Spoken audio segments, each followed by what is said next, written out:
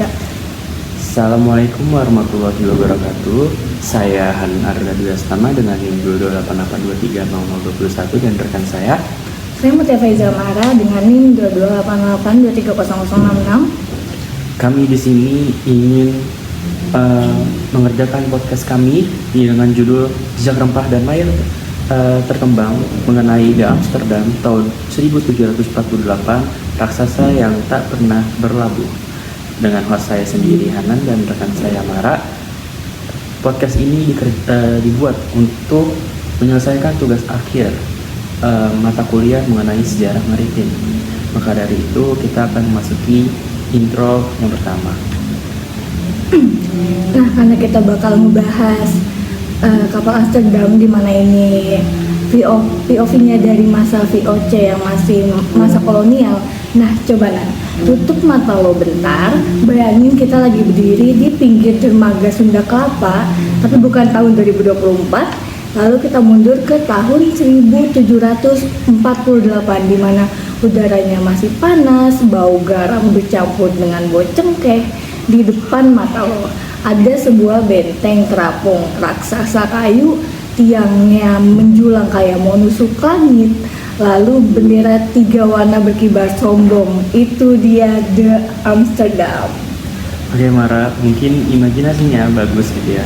Tapi sebelum kita terlalu jauh buat ngebahas sama apa yang dibahas gitu, kita tuh perlu lurusin dulu kalau misalnya Amsterdam itu memang simbol ambisi, tapi dia juga sebagai simbol ironi.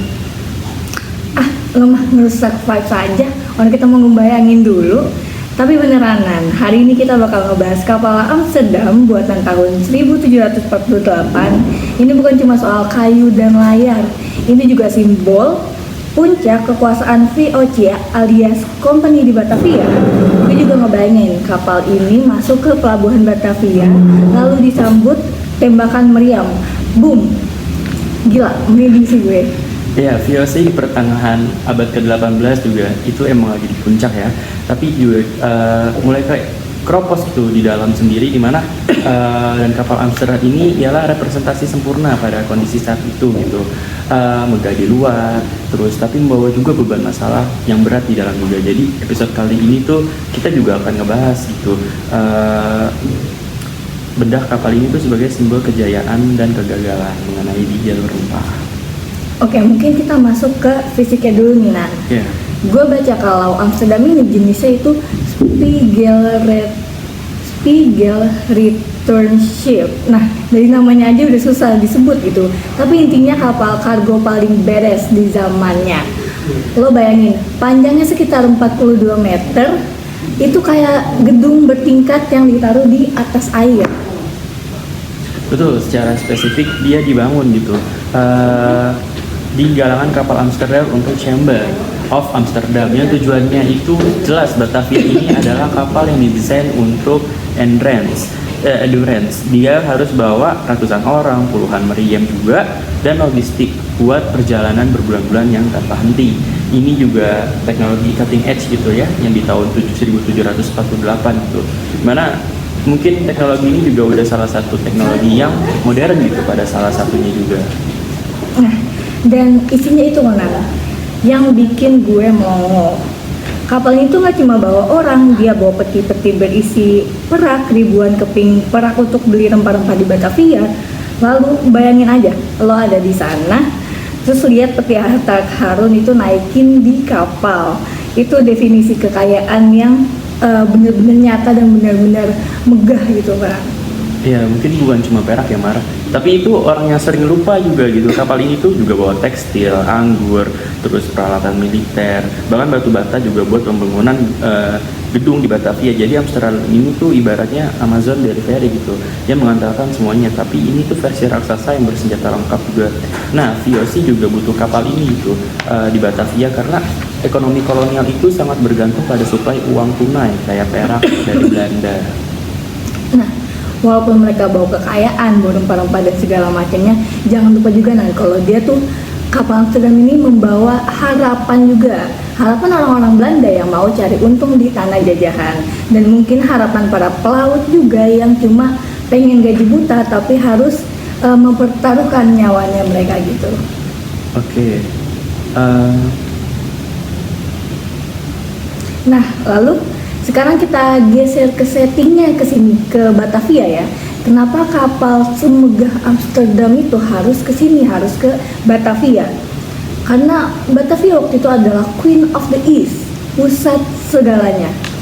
Gue bisa bayangin kalau Amsterdam itu beneran bersandar di sini, ini bakal jadi tontonan warga satu kota gitu nah. Aduh gila sih, pada Batavia tahun 1748 itu kota yang sangat sibuk ya, tapi juga nggak sehat juga, dimana kanal-kanalnya udah mulai kotor, wabah penyakit juga sering terjadi pada saat itu. Tapi secara ekonomi ya, ini pusatnya gudang-gudang di tepi barat Ciliwung gitu ya, karena kan itu menunggu muatan kapal-kapal dari Amsterdam seperti kopi, gula, lada, dan para yang ada di dapur semuanya gitu, buat menunggu diangkut balik ke Eropa. Iya, kayak gue ngebayangin aja para pejabat VOC dengan jas beludru tebal mereka yang sumpah pasti panas banget sih kalau dipakai di Jakarta, karena kan itu bahannya tebal ya nanti. Iya. Berdiri nungguin Amsterdam dateng. Kapal ini adalah lifeline-nya mereka, dan kalau kapal ini gak dateng, pasti gaji mereka pun juga gak turun. Dagangan bakal macet, dan jadi kedatangan Amsterdam itu harus jadi pesta rakyat pada saat itu. Pasti pesta company maksudnya. Nah, tepat sekali ya. Jadi kedatangan kapal The Patria atau kapal tanah air ini tuh selalu jadi berita besar gitu. Kayak surat-surat berita dari keluarga, instruksi direksi gitu. Semua ada di sana. Makanya Amsterdam ini tuh dinarasikan sebagai simbol kejayaan karena hanya perusahaan yang super kaya banget yang mampu buat bikin kapal sebesar ini dan mengirimnya ke ujung dunia, yaitu Indonesia atau Batavia pada saat itu. Tapi ada bagian sedihnya nih Nan, yang bikin gue agak melo. Apa tuh? Amsterdam itu nggak pernah loh ngelihat Monas. Maksudnya Menara Syah Bandar. Dia nggak pernah sampai ke sini kan Nan? Sayangnya nggak pernah sih, tapi ini realita pahitnya Mar. Kapal yang tadi diagung-agungkan sama Mara tadi, yang penuh perak dan harapan itu kandas, bahkan belum pernah keluar dari Eropa pada Januari 1749, di mana badai itu menghantam Selat Inggris.